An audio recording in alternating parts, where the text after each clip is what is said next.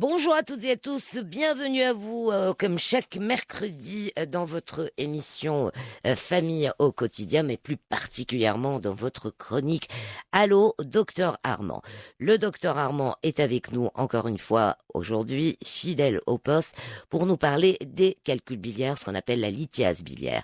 Alors on nomme lithiase biliaire la formation de calculs à l'intérieur de la vésicule biliaire, l'organe qui emmagasine la bile sécrétée par le foie.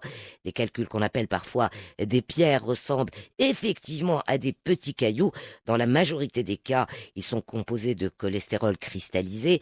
Des calculs faits de pigments biliaires peuvent aussi se former, surtout en cas de maladie grave au foie ou d'anémie ou hématie falciforme. Mais il n'en sera pas question, je pense, aujourd'hui.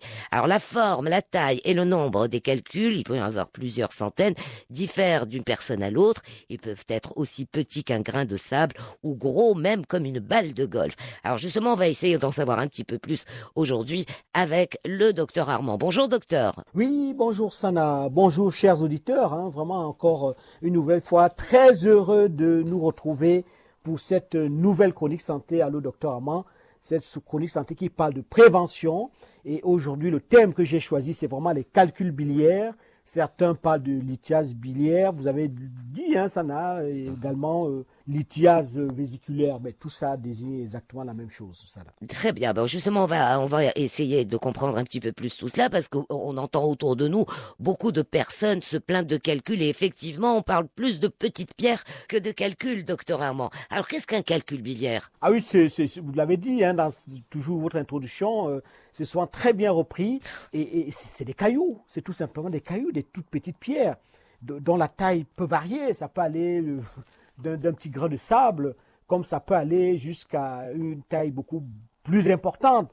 Peut-être pas jusqu'à une balle de golf, mais bon, c'est vrai que dans la littérature, ça a déjà été décrit, mais ça reste quand même assez rare. Mais en tout cas, ce sont ces petits cailloux qui vont se former au niveau de la vésicule biliaire. La vésicule biliaire, c'est une espèce de poche que nous avons sous le foie et qui se situe vraiment dans notre abdomen, dans notre ventre, du côté droit, sous les côtes à droite. Et cette vésicule biliaire-là se trouve à ce niveau-là. Elle collecte un tout petit peu la bile qui est fabriquée au niveau du foie et qui va être collectée au niveau donc, de la vésicule biliaire. Et cette bile-là va participer à la digestion, notamment à la digestion des graisses.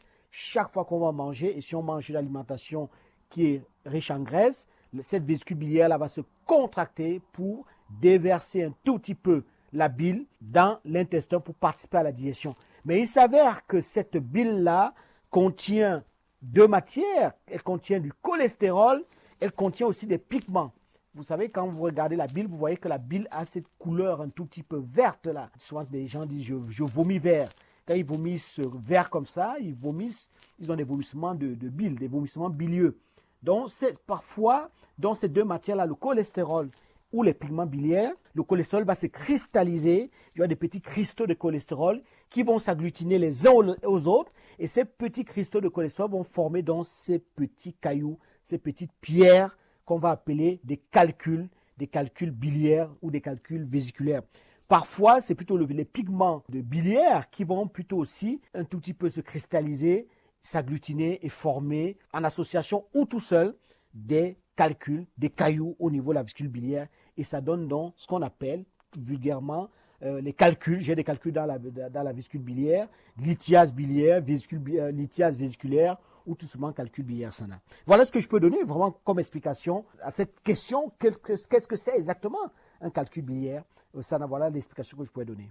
Docteur Armand, quand on parle justement de ces calculs biliaires, est-ce qu'il y a des personnes à risque? Est-ce qu'il y a des personnes qui sont beaucoup plus susceptibles de faire des calculs que d'autres? Ah oui, oui, tout à fait, tout à fait. Déjà, au niveau du sexe, malheureusement, les femmes sont beaucoup plus exposées à faire des calculs biliaires, à fabriquer des calculs biliaires que les hommes. Moi, je veux dire à les fabriquer parce que c'est là la vésicule biliaire devient comme une usine de fabrication de calculs que les hommes. Mais en fait, les femmes sont exposées parce qu'elles ont deux facteurs un peu qui les exposent à cette fabrication de calculs. Il y a déjà, dans un premier temps, la contraception. Parce que très souvent, dans leur contraception, elles utilisent certains médicaments, certaines pilules à base d'œstrogène, certains contraceptifs à base d'œstrogène. Et l'œstrogène favorise effectivement la fabrication de ces calculs biliaires-là. Et puis, il y a la grossesse. Les femmes notamment qui ont eu plusieurs enfants, on dit parfois des femmes multipares, qui ont accouché plusieurs fois, vont être vraiment à haut risque de faire des calculs biliaires. Mais tout simplement parce que ce soit notamment la grossesse, pendant la grossesse, il y a une diminution de la motricité. En tout cas, la vésicule biliaire se contracte moins.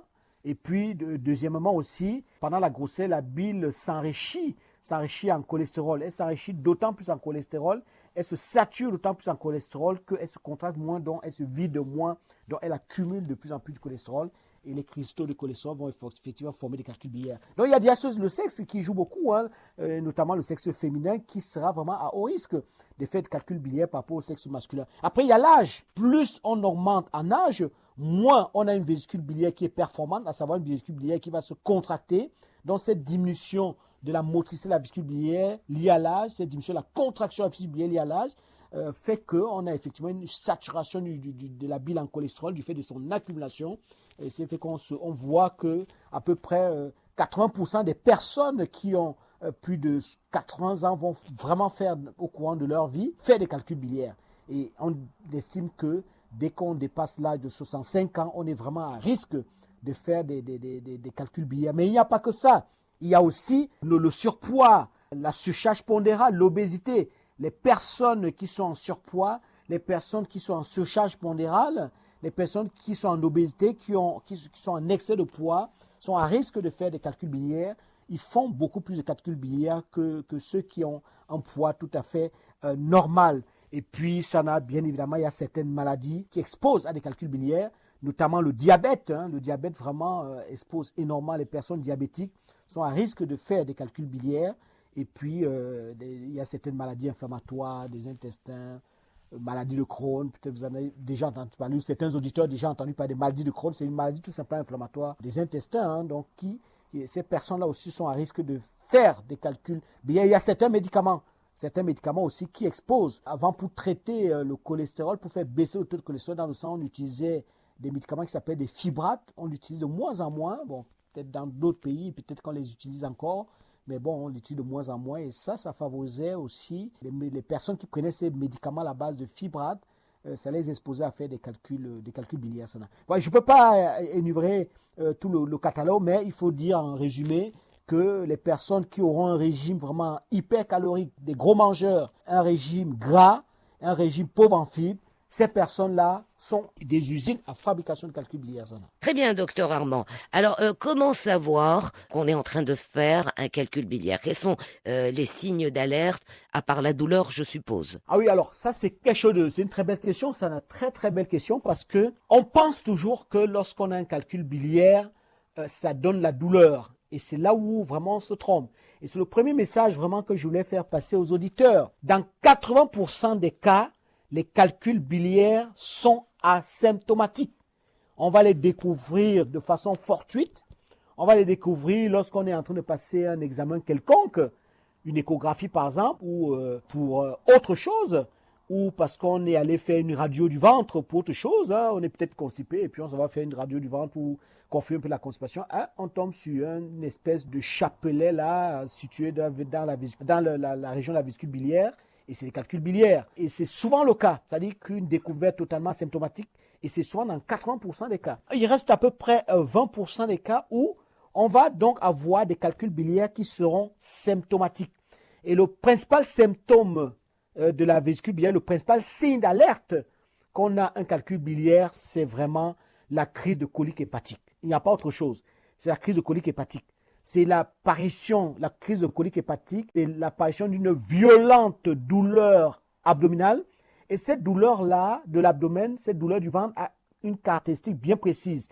Déjà son siège, c'est une douleur qui va se situer soit au niveau de l'estomac, soit un tout petit peu à droite dans la région où se localise le foie, à savoir sous les côtes du côté droit de notre abdomen. Et c'est une douleur aussi qui a cette caractéristique parce que elle survient brutalement, elle a un début brutal, elle augmente progressivement d'intensité et puis elle a des irradiations particulières.